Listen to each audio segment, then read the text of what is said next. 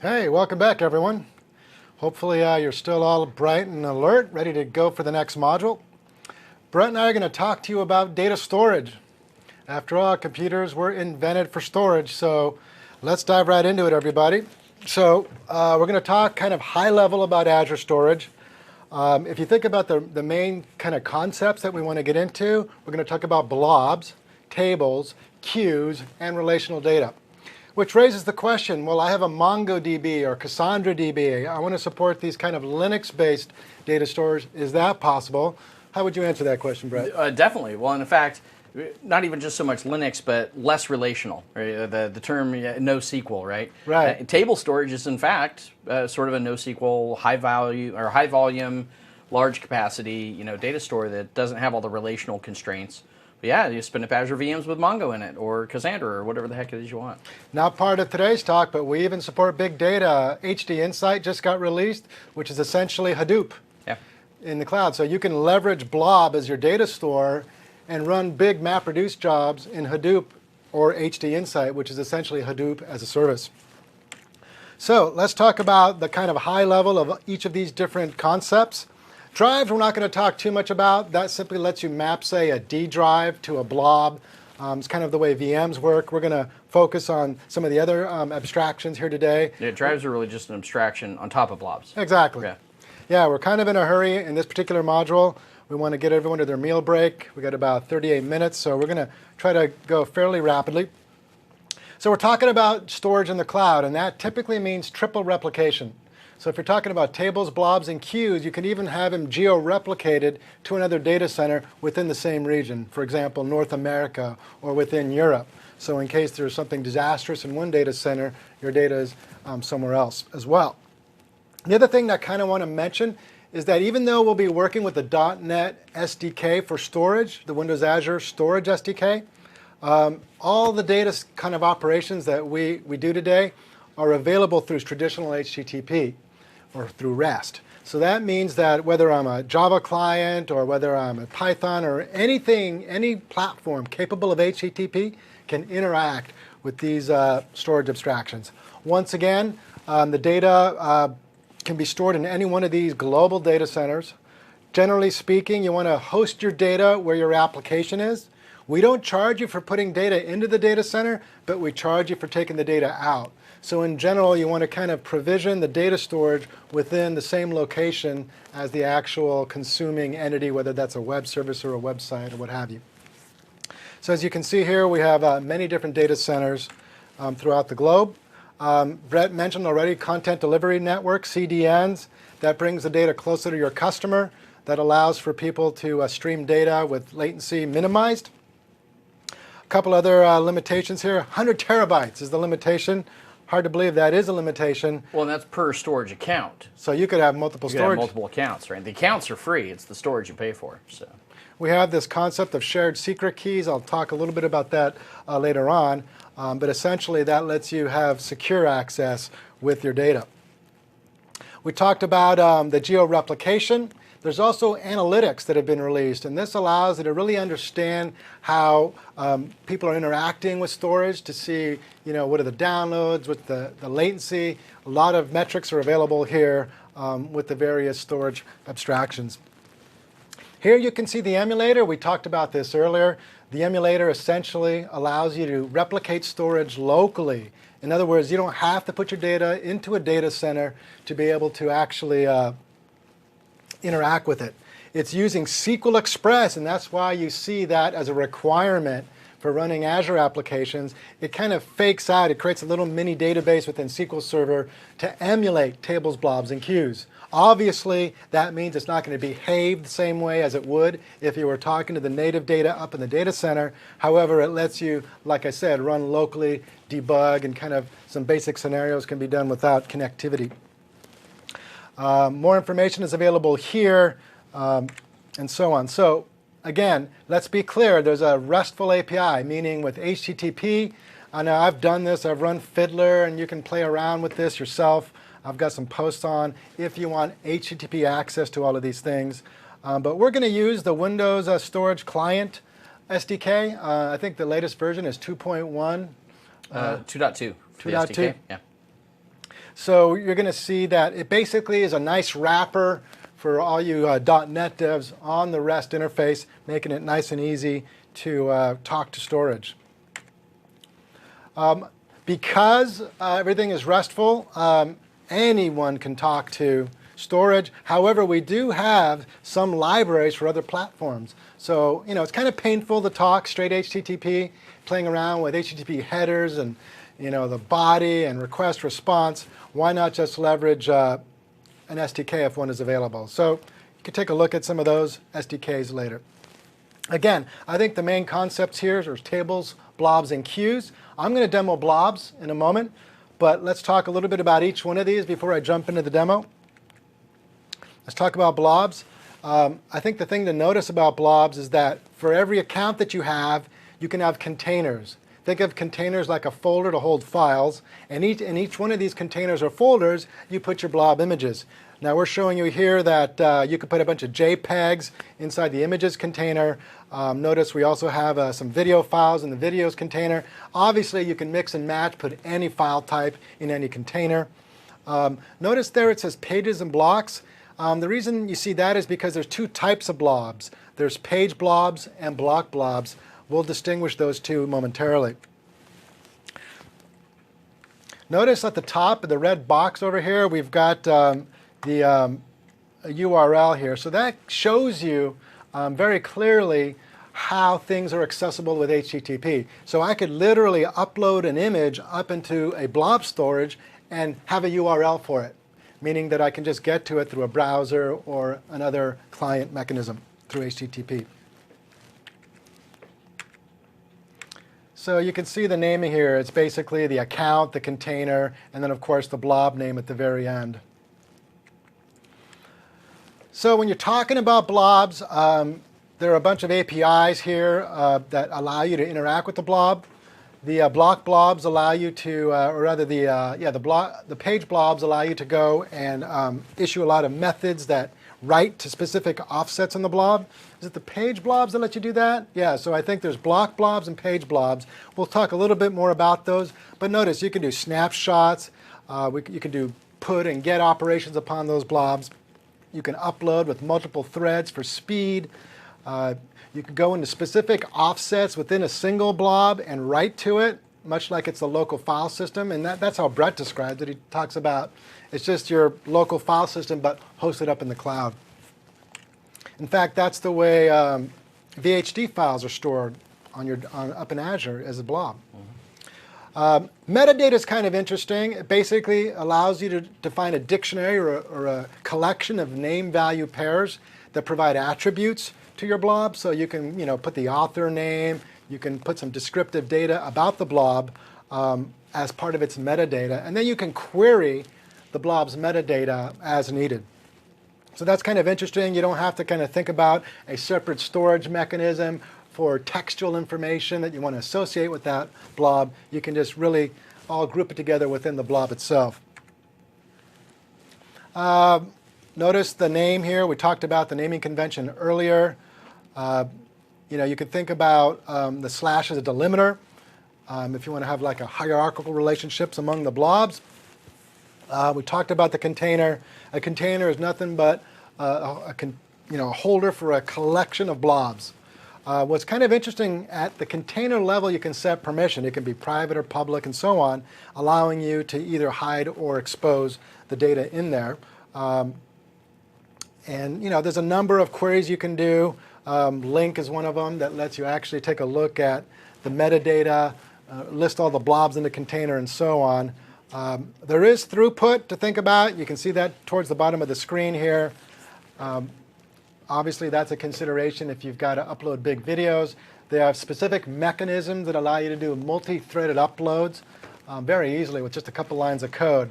So if you're trying to get data up into the cloud quickly, Microsoft has thought about that.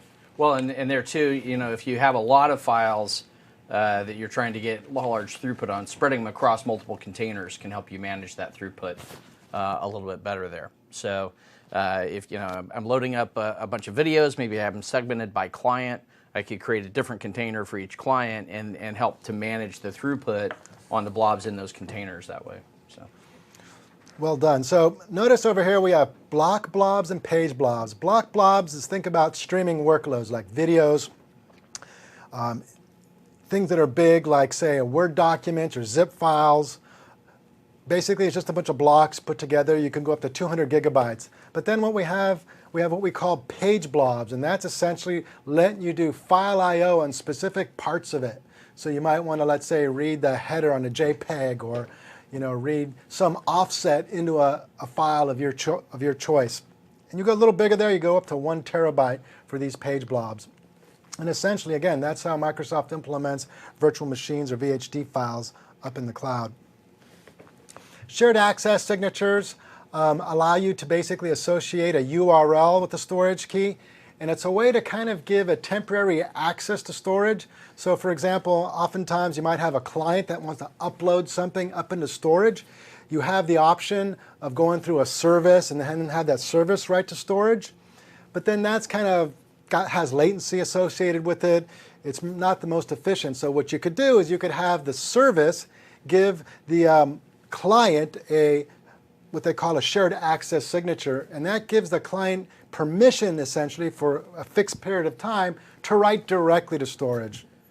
And that's a much better choice than those symmetric keys you were talking about, because those symmetric keys are the keys to the kingdom. If I give my client application the symmetric key and somebody breaks into that app, which wouldn't be hard to do, and reads that symmetric key, they've got access to that storage account. So a much safer way is to use shared access signatures, which gives you limited duration to specific resource. Yeah, you could say only write permissions to this one container. It doesn't give them carte blanche in the whole storage account. Yeah, and the duration thing's great. So I'm going to upload some photos up to the cloud in this next demo here. So let's go back to Visual Studio. And essentially I have let me see, do I have a pictures folder here on this particular computer? Let me see what we got in there. We have no pictures, so let me put some pictures briefly into this thing here. Let me find some JPEGs real quick and copy those in so we have something to upload from the pictures folder. So let's get a couple of these guys here.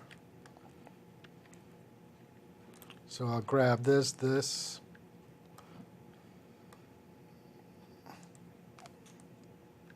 Just grab a bunch of these guys, copy, go to the pictures folder, and let's say these are the pictures that I want to actually upload to Azure Storage. So I'm going to close this pictures folder up, and let's go and do a file new project here. I mean, we could choose practically any project type. I'm going to choose a Windows Store application over here. I'm going to call this thing, say, Win8 Photo Uploader. Click OK.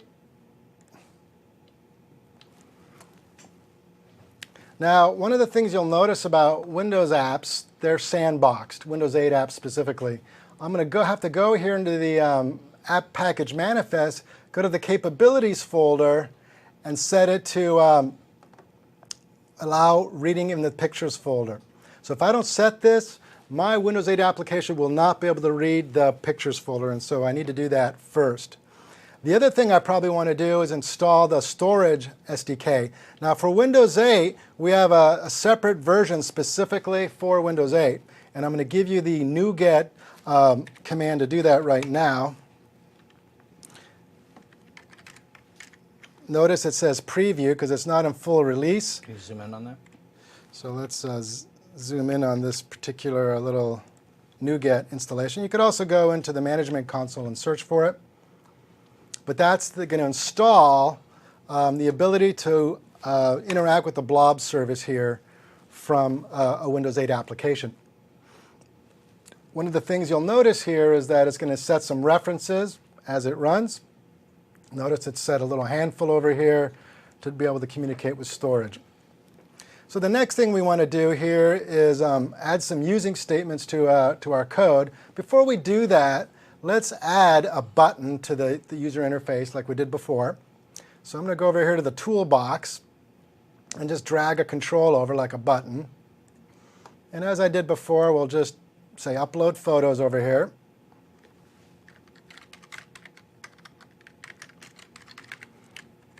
maybe increase the font size a little bit.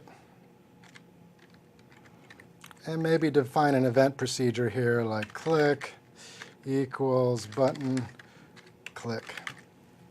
I don't think I need this window here. I'll get a little real estate. Here in the GUI, I can say make the whole screen fit in the window. And I'm going to right mouse click here and say go to definition, which brings me to the code. No surprise to most developers, we're going to need some using statements here. So let's put in a couple of those in right here. Notice I need to leverage the Windows Azure functionality here, so those namespaces. I'm going to be reading files, so I want to be able to stream that data up to the cloud. I think the next step we want to do is declare some objects. Now, before I do that, let's go up to the portal and talk about storage.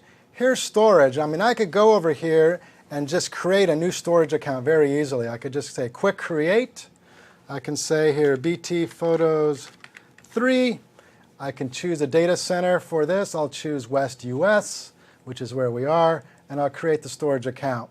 While that thing creates the storage account here, we'll return back to our project and continue developing it. We'll come back to get some of that important information that we need to complete this application.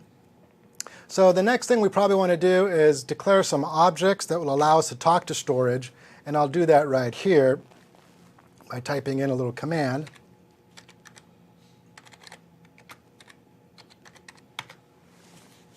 So notice here we have some objects that allow us to interact with my storage account. We have a client that's going to be used to interact with blobs. And then I have a container into which I'm going to put my blobs. We talked about that earlier. So the next thing we want to do is start talking about the account information to connect up to storage. So we're going to go up over here and type in a little bit of code.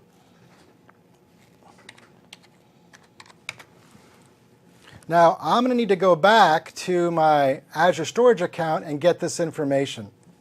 It's probably still being created, so we'll continue to type in some more code and come back to that towards the end. So notice over here, that's going to, once we have that information, we will have the ability to communicate with my Azure storage account. Using the Azure storage account, we're going to basically create a blob client. And then from there, we'll start writing a little bit more code. Let's put in a try. One of my favorite tricks in Visual Studio is to type in try tab, fills this in for me. And within the try block, let's go ahead and add a little bit of more code here.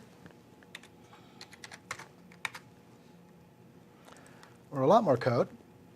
So a couple things to notice here. Notice it's got a red underline. It has an await here. If you're a Windows 8 developer, you know that everything's fully asynchronous. That means I need to decorate my method name with the async keyword to make the Windows 8 runtime happy.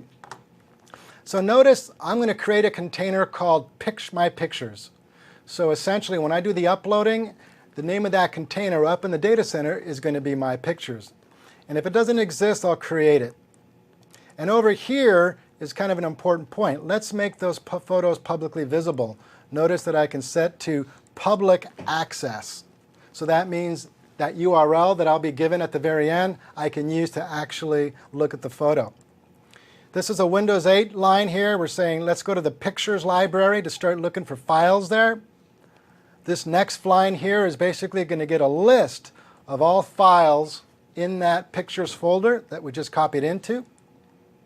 Here we have our kind of our blob. This is going to be used to do the actual upload. You'll see that in a moment. Notice what we do here, we're going to loop through all our files. We're going to open up each one of the images as a stream. We're going to basically get a reference to that file up in the storage, and then we'll just upload that image up into storage. Let's toggle back to our storage account, and you can see that my BT Photos Free is now visible. So I'm going to get the access keys to be able to talk to it.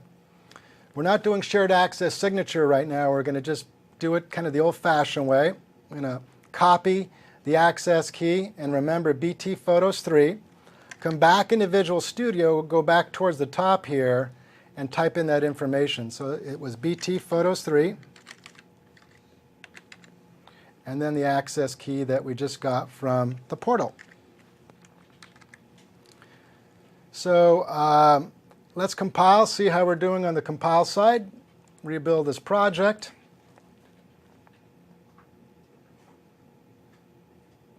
Once this is done, we're going to run the emulator, the Windows Azure emulator. So we do that here by just choosing Simulator and clicking Run. Let's see how this app looks. So it'll take a few moments for the emulator to come up. Make sure you're running as administrator. Here it is over here. Here it's coming up. There's our application. Let's set a quick little breakpoint here so we can see things running. Over here in the button click event, toggle back to the emulator, click Upload Photos, and continue. So I'm going to hit the F10 key here. Okay, so now we're just going through our code. We're going to create the Pictures folder. We're going to create that folder if it doesn't exist. We're going to go and set the permissions, as we talked about. We're now going to go to the Pictures library. Luckily, I've already selected that in the capabilities. You saw that earlier. We're going to get a list of files. And you can see those storage files here. I mean, it's just a collection of files. I've got 6 in there, and I can just see them all right here. Notice, not the best of names. So I'm going to keep hitting F10. Now we're going to loop through each one of the files, open the file up, get a reference to it, and upload it asynchronously. I think I waited too long, so I'm going to rerun this, because if you pause too long in the debugger, things time out. So I'll continue to run.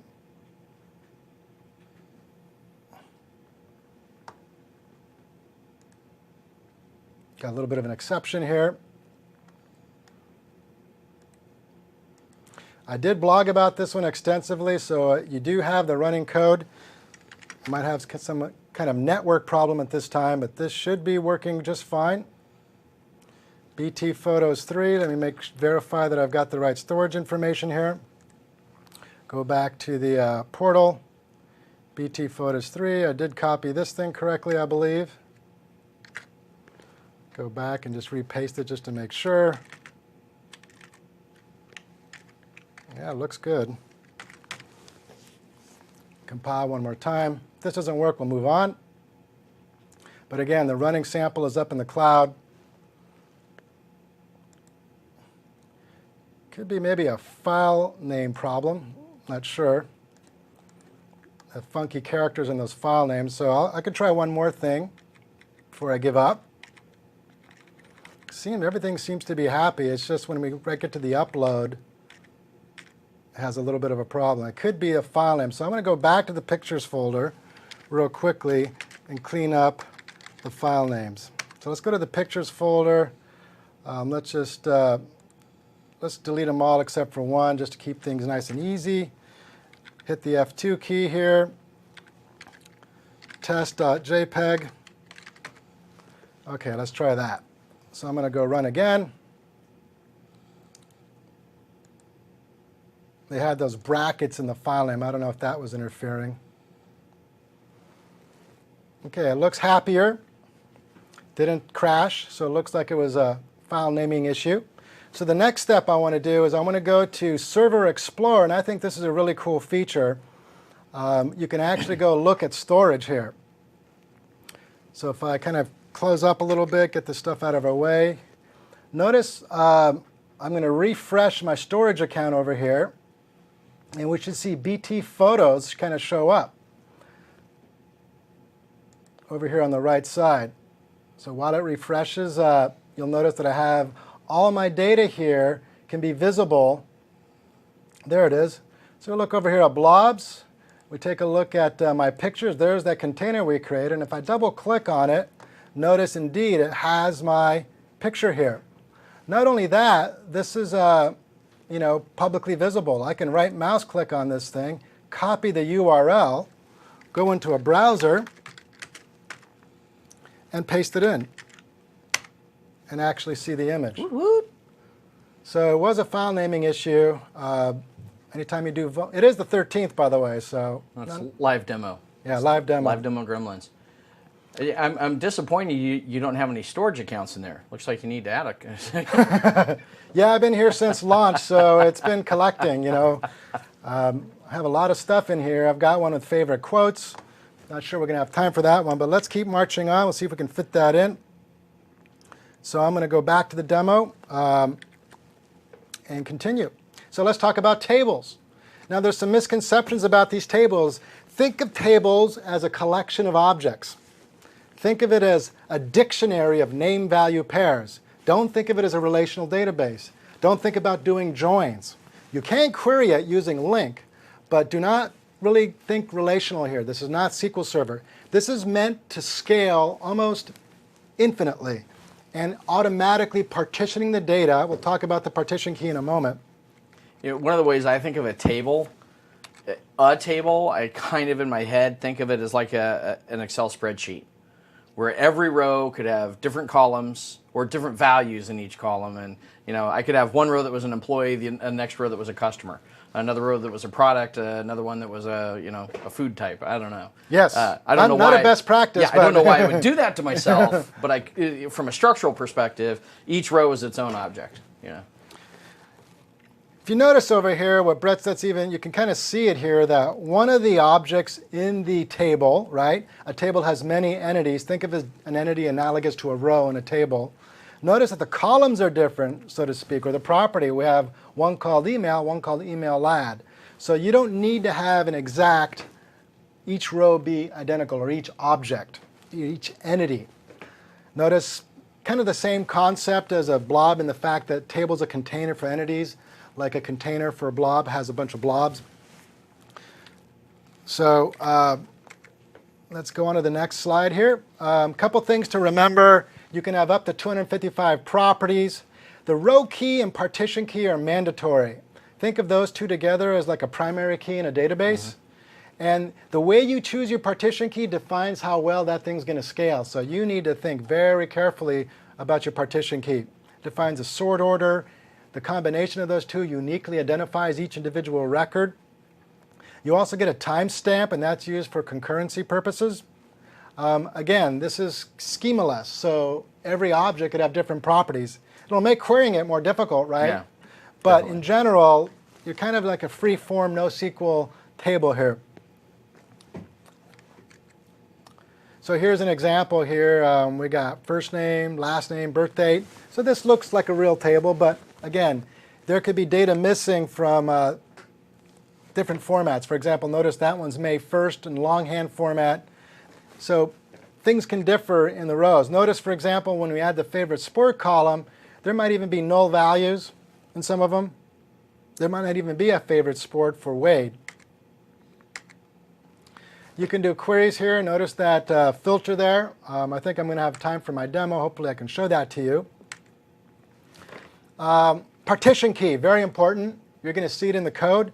Partition key allows you essentially to define how the data gets automatically partitioned across multiple storage nodes. It also has a transactional aspect, so if I do a batch insert and it fails, I can roll back based on that partition key. And again, the scalability and throughput, very critical. So you need to think long and hard about the queries that you're going to do before you define your partition key row key. Multiple indexes are not supported, so you need to think hard about this one decision. Queues are very interesting. It's great for occasionally connected scenarios. So for example, a server wants to send something up to the client's not connected. The server could write to a queue, the web service. Then when the client connects up to that web service, it could read what's waiting for it in the queue. So that's very powerful. It also allows for decoupled architectures, the CQRS you brought up earlier. It's a way to, for example, a web role to communicate to a worker role. You put things in queues. These queues are visible by multiple parts of the system. It's a way to kind of pass information between different web roles and worker roles. Notice here we have the notion of topics and subscriptions. This is kind of, you're getting into the pub-sub kind of model. This allows you, for example, to publish to a topic, and then certain clients can subscribe to certain subscriptions and therefore get certain messages. So for example, I might be publishing temperature and say pressure to a different topics, and some subscribers want to see just temperature, other subscribers want to see just pressure. You can mix and match like that and partition your published data that way using topics and subscriptions. I talk quite about this on my blog. I do have a demo of this if we have time later today. So let's talk about writing now in this next demo to tables and queues. So I'm going to go back to Visual Studio here. I'm going to say File, New Project. Let me stop running this one, a Windows app. File, New Project. We're going to do a cloud project here. Now, I'm not going to migrate. I'm going to run it locally, but it's going to write to a data center. And I'll just call this Write to Table Storage. I'm going to call it Web App Writes to Azure Tables. So let's go ahead and say OK. Let's make sure I don't overwrite an old project. I'll change the folder real quickly. Click OK. I think Brett showed you this earlier. We're going to just take a simple ASP.NET web app, but I'm going to kind of rename it the web role a little bit here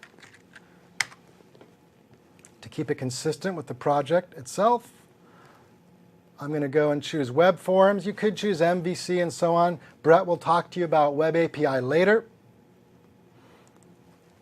And it's going to generate the project for me now.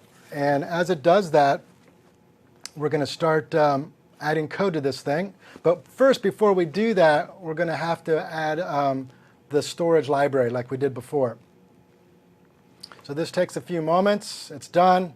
Notice, again, 2 projects here. One of them is the actual configuration project, this top one. This lower one over here is the actual web project itself. And I could publish this if I wish, right mouse click, publish. We're just going to run it locally for testing purposes. As a first order of business, let's go ahead and install the client storage API. So we're going to go back to the package manager here, Tools, Library Package Manager Console, and paste in for storage. So let me zoom in on that for you a little bit. Install package, Windows Azure.storage. I love NuGet. It just makes life so much easier. Just installs everything on the fly. Done. So now this web app is capable of talking to storage with that one little command. Okay, the next step, I think what I'm going to do is modify this web page here, put something a little bit more interesting. So let's paste in my own interface here. Looks something like this. I have essentially 3 buttons here. One of them is a single add quote. Notice I have the quote itself, the author, and the submitter. I also want to demonstrate batch inserts. So I have a second button over here. And then I have Get Oscar Wilde Quotes, which essentially does a query. So you'll be able to see inserts and queries here in this sample app. Now, if we go and look at the actual code here, notice I have some typical event procedures. When I add quote, I have the command add quote click event. When I do a batch insert, it's add batch. And of course, the query is Get Oscar Wilde Quotes here. So let's go now to the code behind to make all this magic actually work. I'm going to go over here to the right, open up the code behind. And one of the first things I want to do here is add the entity which represents a quote. So it's a second class. I should create maybe another class, but just to keep things simple, I'll put it right in here. And here's what it looks like. It's essentially a very simple object. That's the wrong one. So it's going to go right over here. We want to do this one right here.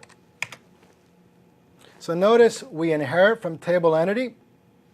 And notice that it's going to take the author and assign it to partition key. And the quote itself will be a row key.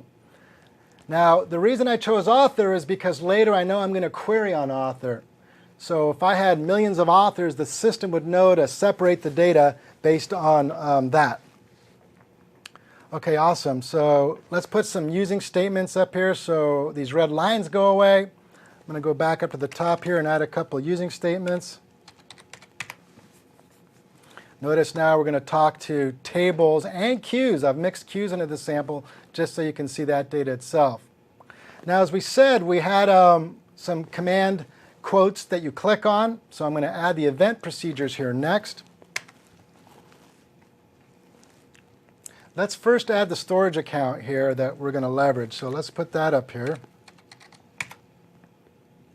And again, I need to have a storage account. I have one called favorite quotes. We'll go back to the portal here, and we'll be able to see those favorite quotes appear. Where did that portal go? There it is over here.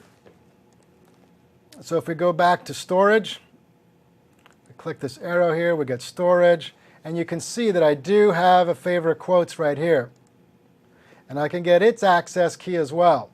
So I'm going to copy that, go back to my Visual Studio and paste that in here that I got from the portal. So this essentially now gives me connectivity to that storage account up in the data center. Now we're ready to start thinking about how we would actually add a quote. So I'll paste that code in right here. So simply put, go grab what's in that text box, stored in these local variables, and then call this method that we still have to write. Let's write that add new quote method right now. Very simple method. Here's how it works. I'm going to get a quote, an author, and a submitter. That's what I'm inserting as the entity.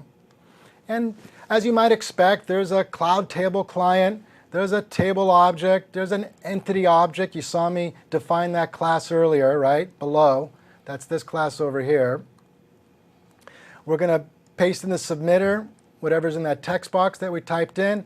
Here is the insert operation. We're going to insert that entity. So this would be your insert statement in the SQL world right here. Yeah, that is so cool that basically, right there, well, other that and then the following statement, the table.execute. I mean, think about what it's doing. It's taking your object, it's turning it into some encoding that it can ship across HTTP. It's going up, calling the RESTful service for you. It's submitting the object. It's getting the object back. All that stuff with just a couple of lines of code. And triply replicating it. Yeah. So thank goodness for that SDK. So you didn't have to write all that code. Yeah. The other thing I added just for the fun of it to my friends out there, I added talking to a queue.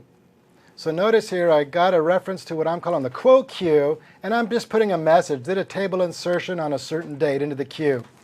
And then you can see here I simply do an add message into the queue. And then here below I show that you could actually go peek at the queue. This means you can go read the queue without actually taking it out of the queue.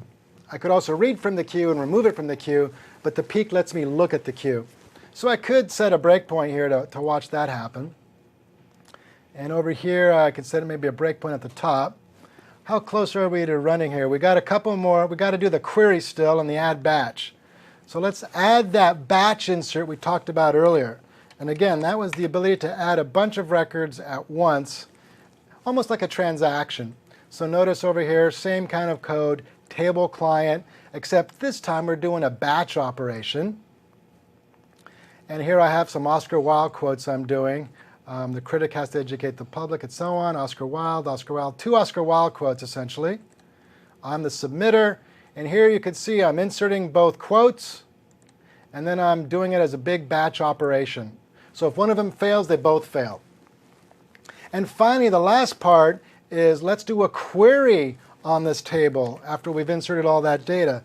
So I'm going to pass in another chunk of code here, and this is doing a query. This query is called get the quotes.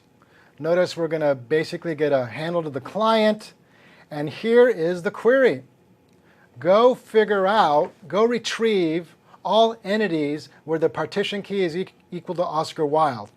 Remember I told you your partition key is very important. I knew that I would be doing a query on author, and that's why I use that as the partition key. So this query will perform very well, and you can mix and match and do fairly complex queries here using this type of syntax they have here.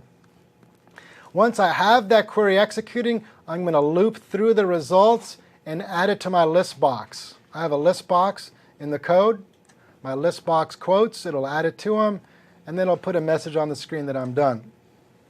So I believe we're ready here. Let's compile and run. We got a couple minutes before our meal break.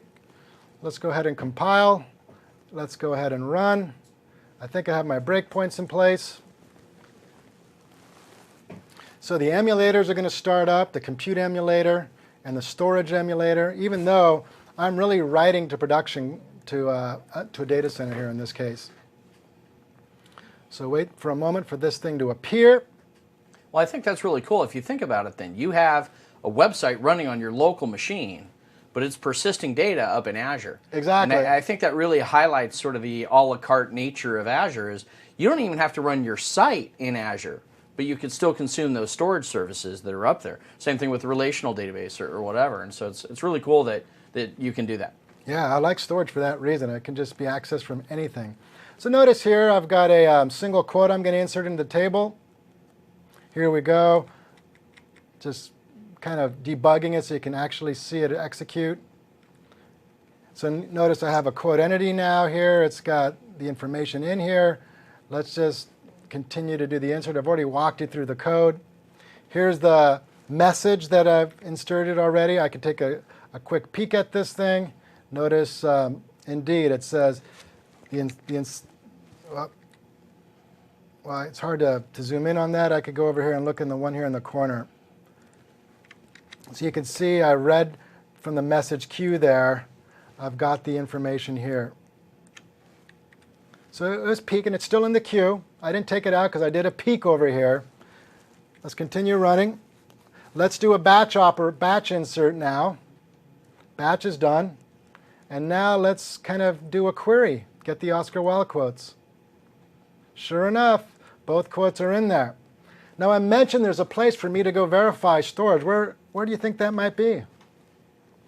Where could we go look here in Visual Studio? What would you choose from here? Server Explorer. Let's go to Server Explorer. We'll go to Favorite Quotes. We inserted into table, so I'm going to refresh over here. Sure enough, there's my table. Let's double click, and you can see that indeed it successfully put the data inside the table.